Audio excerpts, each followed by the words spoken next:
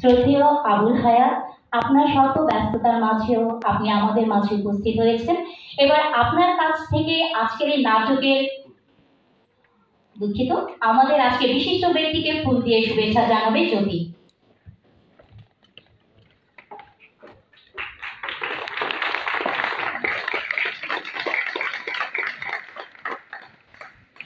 আমি শ্রদ্ধেয় আবুল হায়াত আপনার কাছ থেকে আজকের এই নাটক নিয়ে কিছুটা আপনার মূল্যবান বক্তব্য শুনতে যাচ্ছি। সত্যি দর্শকবৃন্দ, বেশ কিছু বলার নেই। নাটকটা কেমন হয়েছে সেটা আপনাদের প্রতিক্রিয়া দেখে বোঝা যায়, এবং আমিও সামনে বসে খুবই উপভোগ করেছি। অত্যন্ত সুন্দর নাটক, এবং একটা জিনিস আপনারা নিশ্চয়ই বোধ করেন, সেটা হলো যে হাসির নাটক করা খুব কঠিন, খুবই কঠিন। মানুষকে কাঁদানো যায় সহজে, কিন্তু হাসানো খুব মুশকিল, এবং এরা খুব সাকসেসফুলি সে কাজটি করেছেন। মানে আমার তো হাত পা শ্বশুর করছিল, বহুদিন মঞ্চে নামিনি তো। আমি 10 বছর বয়স থেকে অভিনয় করি মঞ্চে, এবং আমার এখন বয়স হচ্ছে 79। সুতরাং বুঝতে পারছেন দীর্ঘ সময় এই যাত্রা। এবং আমি শেষ অভিনয় করেছি 73 বছর বয়সে। সেটাও 73 বছর বয়সে যে চরিত্রটি করেছি সেটা ছিল 25 বছরের যুবক। তো বুঝতে পারেন যে অভিনয় আমার সমস্ত মজ্জার মধ্যে চিকিৎসা, আমার মজ্জার মধ্যে, আমার অর্থের মধ্যে। এবং যতক্ষণ অভিনয় দেখছিলাম, প্রতিটি সংলাপ, প্রতিটি মুভমেন্ট, প্রতিটি আলো, সঙ্গীত বা আবহ, প্রত্যেকটা জিনিস আমাকে কাজ করছিল, আমার খুব ভালো লাগছিল। এবং আমার মনে হচ্ছিল যে আমি যদি এই মঞ্চে এদের সাথে অভিনয় করতে পারতাম, একটা বিরাট ব্যাপার হতো। জানি না ভবিষ্যতে কোনোদিন ওরা আমাকে ডাকবে কিনা ওদের অভিনয় করার জন্য। ইদানিং আমার একটা আমার জড়ো হয়েছে, আমার হাতে এটা লাগে সবসময় না, মাঝে মধ্যে এটা প্রোটেকশনের জন্য প্রয়োজন হয়, তাতে অভিনয় কিছুটা সমস্যা হতেই পারে। তারপরেও আমার মনে হয় যে এখন আমার নিজের গ্রুপ নাগরিক নাট্য সম্প্রদায়, সেটাতে খুব একটা কাজ হয় না বা করিও না। এখন যে কোনো জায়গায় আমি কাজ করতে পারি। তো এদের কাছে আমার একটা অফার রইল, ভবিষ্যতে যদি আমাকে প্রয়োজন হয় আমি অভিনয় করতে পারবো। খুবই ভালো লেগেছে, খুবই চমৎকার।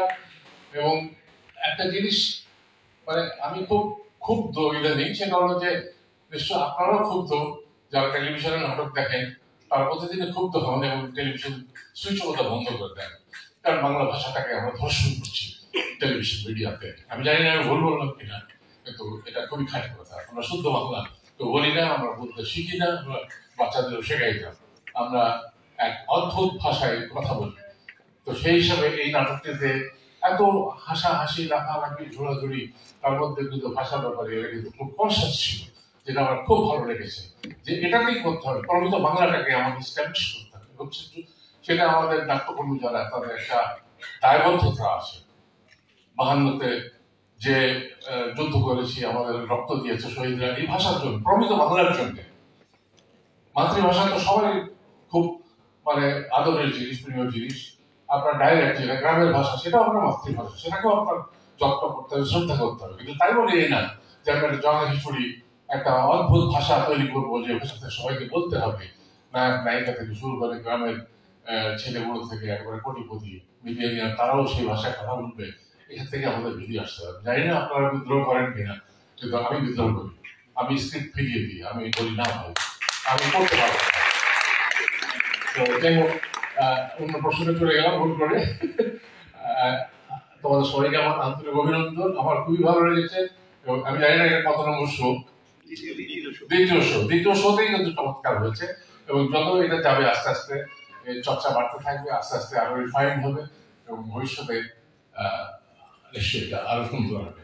আমার আন্তরিক অভিনন্দন। এবং দর্শক বৃন্দ, আপনারাই কিন্তু আমাদের সব, আপনাদের জন্যই আজকে আমরা এই অবস্থায় এসেছি। আপনাদেরকে আমার আন্তরিক অভিনন্দন, ধন্যবাদ। হায়াত ভাইকে অনেক ধন্যবাদ যে তিনি নাটকটি দেখেছেন এবং সামান্য হলেও মূল্যায়ন করেছেন। একটু 2 মিনিট সময় নেব যে নাটকের কলাকুশলী যারা আছেন নেপথ্যে, তাদের সবাইকে পরিচয় করিয়ে দেওয়া হয়েছিল প্রথম মঞ্চায়নে, কিন্তু যারা নেপথ্য সঙ্গীতে ছিল তাদের পরিচয় করিয়ে দেওয়া হয়নি। খুব মন খারাপ করছে, তাদেরকে মঞ্চে এনে পরিচয় করিয়ে দিচ্ছি। সঙ্গীতে যারা কণ্ঠ দিয়েছেন আমি তাদেরকে মঞ্চে ডেকে নিচ্ছি, আপনারা মঞ্চে চলে আসবেন।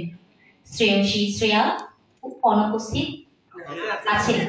আচ্ছা, শ্রেয়সী শ্রেয়া, রইসুল ইসলাম ইসলাম, সোহেল রানা, শফিক সিদ্দিকী, শফিকুল ইসলাম শফি, কে এম মারুফ সিদ্দিকী, বাদল সাহা শোভন, নিবিড় রহমান, আফরিন খান, মারিয়া কিপ্তিয়া, আইভি ভুইয়া এবং মালা ভৌমিক। আপনারা মঞ্চে চলে আসুন।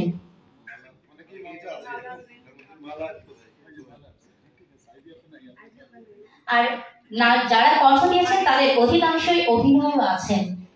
আমার মনে হয় সবাই মঞ্চে উপস্থিত আছেন। মারিয়া, আচ্ছা, মারিয়া মিউজিকে আছে, ও পড়ে আছে এখন। হ্যাঁ, সবার জন্য একটা করতালি দিয়ে জোরে। সুপ্রিয় দর্শকবৃন্দ, এই নাটকের তৃতীয় শো হবে আগামী 25শে জুলাই, বেইলি রোড মহিলা সমিতি। আপনাদের দেখার আমন্ত্রণ রইল। ধন্যবাদ।